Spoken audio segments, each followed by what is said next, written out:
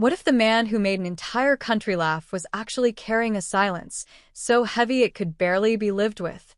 Lou Costello wasn't born into fame, and he didn't walk into success with confidence. He stumbled toward it, quite literally, through rejection, awkward stages, and moments where the world seemed to laugh at him long before it ever laughed with him. Yet somehow, in that chaos, you get the sense he discovered something rare, the ability to turn embarrassment into art and pain into timing that audiences would remember forever.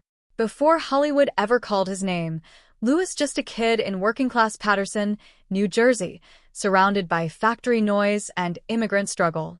Life there didn't offer softness. It demanded toughness. Maybe that's why he started performing early, not because he wanted attention, but because silence felt worse than being noticed.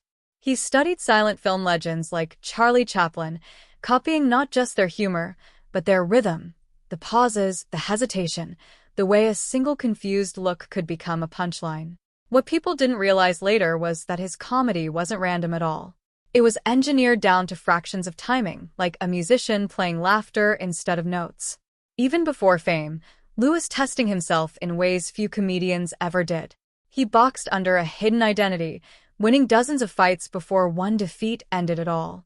That experience stayed with him. It taught him impact, recovery, and the split-second decision between falling and getting back up. Those instincts later became the backbone of his stage presence. Every stumble on screen had the memory of real bruises behind it. Then came Hollywood, and it didn't welcome him kindly.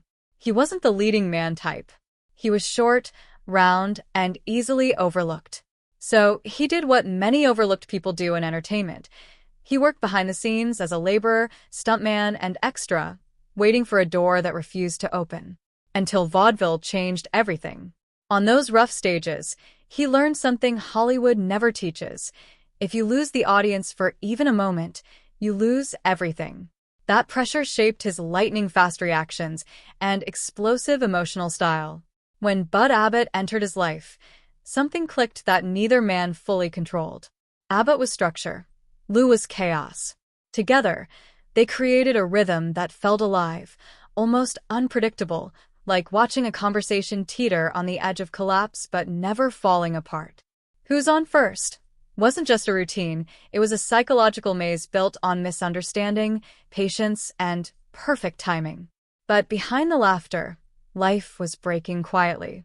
Fame brought pressure, illness, and personal tragedy that never fully left him, especially the loss of his young son, a grief he carried back onto the stage without the audience ever knowing. That contrast, public joy and private fracture, became the hidden cost of his success. In the end, Lou Costello's legacy isn't just comedy. It's the strange truth that sometimes the people who make us laugh the hardest are the ones holding themselves together the most tightly. And maybe that's why, even today, his expressions feel familiar, like someone trying to stay upright in a world that never stops moving.